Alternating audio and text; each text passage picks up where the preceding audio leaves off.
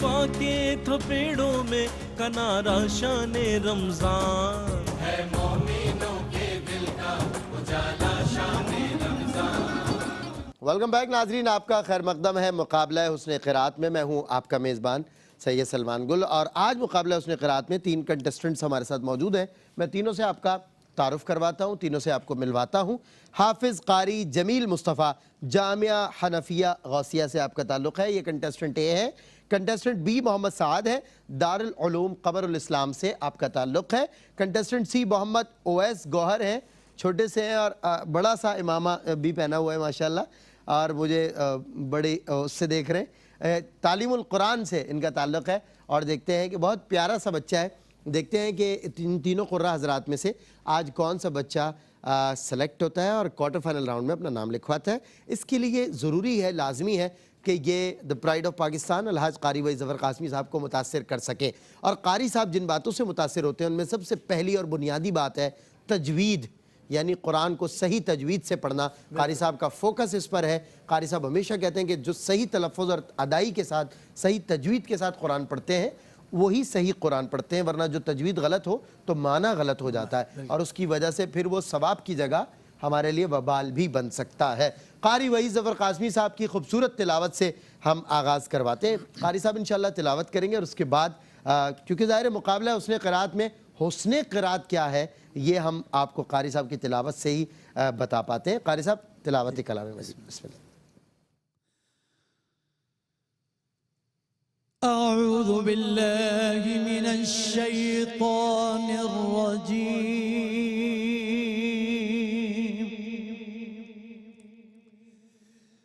بسم الله الرحمن الرحيم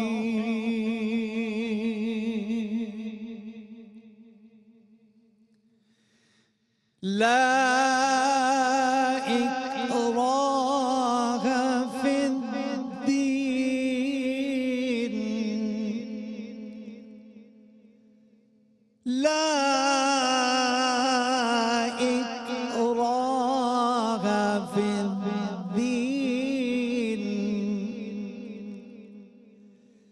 قد تبين الرشد من الغي فمن يكفر بالطاغوت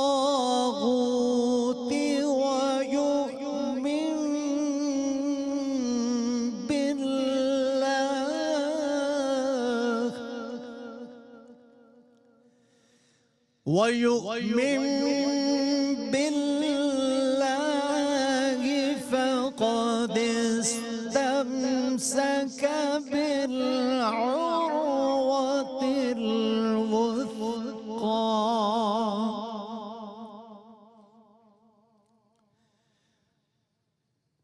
لا انفصام لها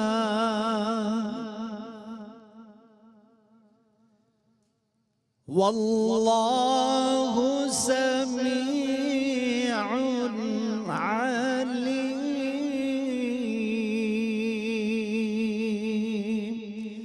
صدق الله العظيم माशाअल्लाह। क़ारी वही ज़फ़र क़ासमी साहब की तिलावत आयात बय्यनात के साथ ही मुकाबला हुस्न क़िराअत का होता है आगाज़। और कंटेस्टेंट ए हाफिज़ क़ारी जमील मुस्तफ़ा जामिया हनफिया गौसिया से ताल्लुक़ रखते हैं। पहले तिलावत करने वाले क़ारी आज के मुकाबले में क़ारी जमील मुस्तफ़ा जी, बिस्मिल्लाह। أعوذ بالله من الشيطان الرجيم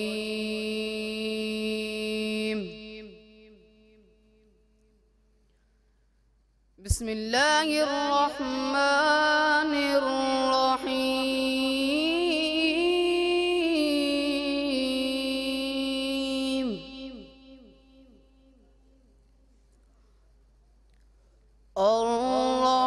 الرحمن علم القرآن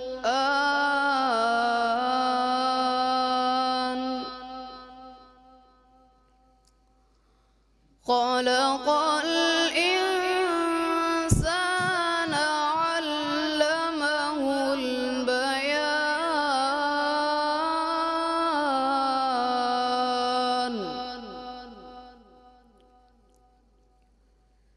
الشمس والقمر بحسبان والنجم والشجر يسجدان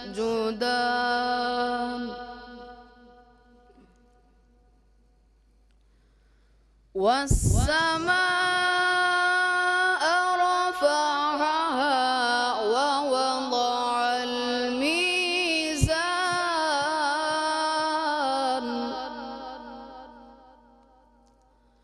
ألا تطغوا في الميزان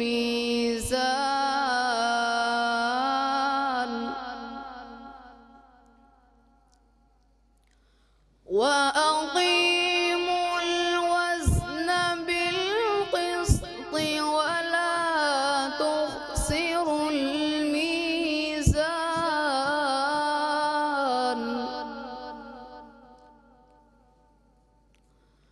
والأرض وضعها للأنام فيها فاكهة والنخل ذات الأكمام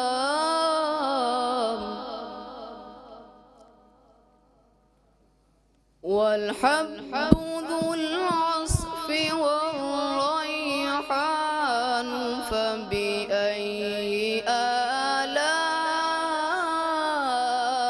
ربكما تكذبان والحب ذو العصف والريحان فبأي آلاء ربكما تكذبان صدق الله العظيم. جی ماشاءاللہ سبحان اللہ. سورہ رحمان کا حصہ تلاوت فرما رہے تھے کنٹسٹنٹ اے یعنی قاری جمیل مصطفیٰ، اور ہمارے کنٹسٹنٹ بی محمد سعد ہے، حافظ قاری محمد سعد، اور ان کی تلاوت سنتے ہیں. قاری وحید زفر قاسمی صاحب سے میں قاری جمیل مصطفیٰ سے متعلق مختصر رائے لے لیتا ہوں. قاری صاحب کیسی رہی تلاوت؟ جمیل نے ماشاءاللہ بہت اچھی طرح سے پڑھا ہے، اور سورۃ الرحمن جسے عروس القرآن کہا جاتا ہے وہ ماشاءاللہ اس کی ابتدائی آیات آپ نے پڑھی ہیں ماشاءاللہ. دوسری یہ کہ تھوڑی تجوید میں آپ بیٹا والنجم والشجر را پر ہے نا بیٹا، را پہ پیش ہے، را پر ہے، تھوڑا آپ نے پر نہیں پڑھا اس کو. دوسرے وقف آپ کے تھوڑے کمزور ہیں، اگر آپ ان کو اچھا کر لیں گے تو انشاءاللہ بہت اچھے قاری بنیں گے. بالکل صحیح، بڑے اچھی طرح سے پڑھا. کنٹسٹنٹ بی جو ہے قاری صاحب یہ ہیں حافظ و قاری محمد سعد، جامعہ قمر الاسلام سے. اجازت سے آپ کی میں جی بیٹا بسم اللہ کریں. أعوذ بالله من الشيطان الرجيم بسم الله الرحمن الرحيم والتين والزيتون وطور سينين وهذا البلد الأمين وهذا البلد الأمين لقد خلقنا الإنسان في أحسن تقويم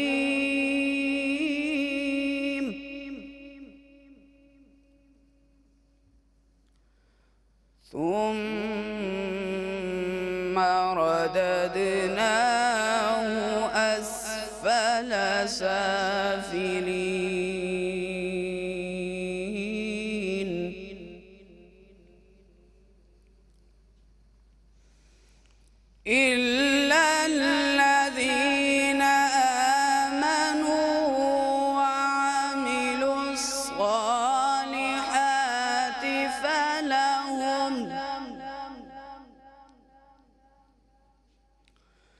فلهم أجر غير ممنون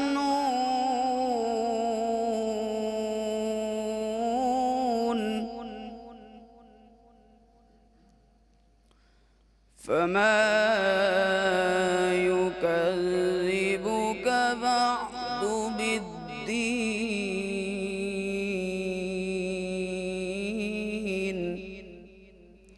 أليس الله بأحكم الحاكمين صدق الله العظيم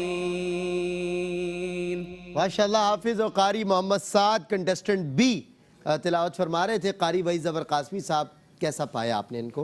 साथ की आवाज़ माशाल्लाह बहुत अच्छी है, बहुत अच्छी तरह से आप पढ़ रहे थे माशाल्लाह। और कोशिश किया करें कि और उसको खूबसूरत बना के पढ़ें, ज़रा आवाज़ में थोड़ा सा उतार चढ़ाव होगा तो ज़रा ज़्यादा अच्छा लगेगा। दूसरी ये कि फमा युकज़्ज़िबु का बेटा फमा आपने ज़रा ज़्यादा खींचा है, हालांकि ये फमा युकज़्ज़िबु का बाज़ु बिद्दीन, बिल्कुल फमा मीम अलिफ ज़बर माँ एक अलिफ के बराबर खींचेंगे, बस 2 हरकत के बराबर, उसके बाद फिर आगे बढ़ जाएंगे। आपने थोड़ा ज़्यादा कर दिया, मत कर दिया उसमें, थोड़ा सा उसमें ना किया करे तो अच्छा। ठीक है बेटा, बिल्कुल ठीक है। कारी साहब आपकी इजाज़त से आखिरी कंटेस्टेंट बहुत प्यारा सा बच्चा जी। हाफिज मोहम्मद उवैस गौहर जी, बेटा तिलावत का आगाज़ करें। أعوذ بالله من الشيطان الرجيم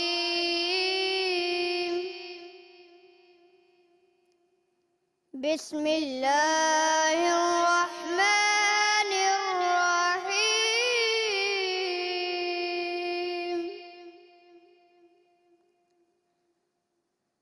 ألم نشرح لك صدرك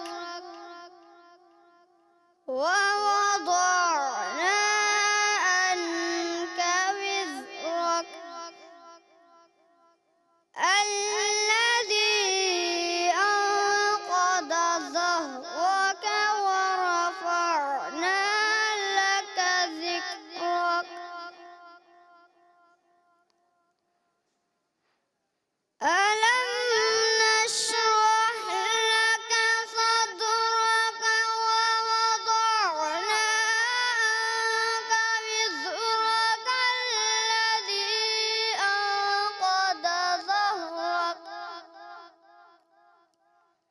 ورفعنا لك ذكرك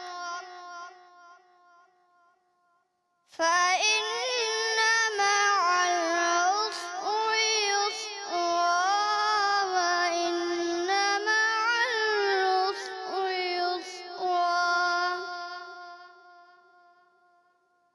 فإذا فرغت فانصب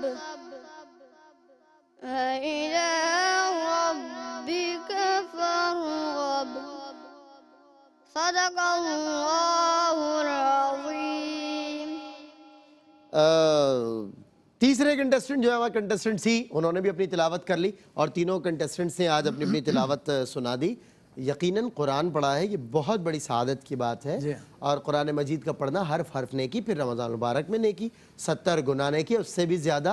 लेकिन मैं कारी साहब से राय भी लूँगा, लेकिन कारी साहब मैं मतलब एज ए वीवर ये बात करूँगा कि आज क़िरात में जो है बच्चे जो रोज़ाना की बुनियाद पे आ रहे हैं बड़े तगड़े पढ़ने वाले, आज ज़रा मामला थोड़ा कमी कमज़ोरी का शिकार रहा है। तकरीबन ये जो बच्चा आखिर में पढ़ रहा था उवैस, तो उम्र के लिहाज से तो माशाल्लाह इसने सही है, इतना भी कोशिश पढ़ा है, अच्छी बड़ी की है, बात है, सही बात। अच्छी की है। लेकिन इसमें बेटा अलम नशरा लका सदरक व वज़अना अनका नहीं है, अनका आइन है वहाँ पे, आइन, वज़अना अनका विज़र, अन का नहीं है, आइन का है, ठीक है बिल्कुल बेटा? सही है। तो इसको ज़रा ध्यान रखिएगा।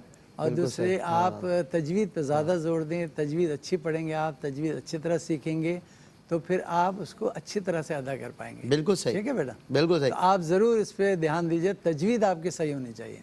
ठीक है कारी साहब, आप मैं चाहता हूं कि इसी बात के साथ फैसला भी सुना दीजिए ताकि हम इजाज़त लें और बज़्म उलमा की तरफ बढ़ें। आज तीनों बच्चों ने माशाल्लाह पढ़ा तो है, लेकिन ये कि अब मैं पढ़ा है। हाँ पढ़ा है माशाल्लाह, तो अब मैं ये कहूँगा कि मेरे लिहाज से जी जो थोड़ा बहुत इनमें इम्प्रूव कर इम्प्रूव हाँ जो जिनका है बेहतर वो बेहतर है, तो उनके वो है मोहम्मद साद। कारी मोहम्मद साद आज हमने सेलेक्ट कर लिए क्वार्टर फाइनल राउंड के लिए, मुबारक हो आपको। लेकिन ये मैं यकीन से बात कह सकता हूँ कि अगर ये बहुत ज़्यादा सीख कर बहुत ज़्यादा तैयारी से नहीं आए तो क्वार्टर फाइनल में नहीं टिक पाएंगे। उसकी वजह यह है कि क्वार्टर फाइनल राउंड में बहुत अच्छे कारी कुरान हमारे साथ मौजूद हैं। बताता चलूँ कि सिविस्टन वॉचेस की जानिब से गिफ्ट हैम्पर है। सिविस्टन वॉचेस वालों ने भेजे हैं बच्चों के लिए, ये वॉचेस भेजी हैं जो इनके साथ जाएंगी। सिविस्टन का बहुत शुक्रिया, उन्होंने हमारे साथ ताउन किया। इसके अलावा WB बाई हिमानी की तरफ से गिफ्ट हैम्पर है, तीनों कंटेस्टेंट्स के साथ जाएंगे।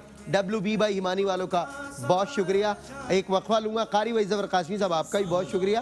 और वक्फे के बाद सजी की बज़्म उलमा मुल्क पाकिस्तान के अकाबिर उलमाए किराम के साथ होती है आपसे मुलाकात इस वक्फे के बाद।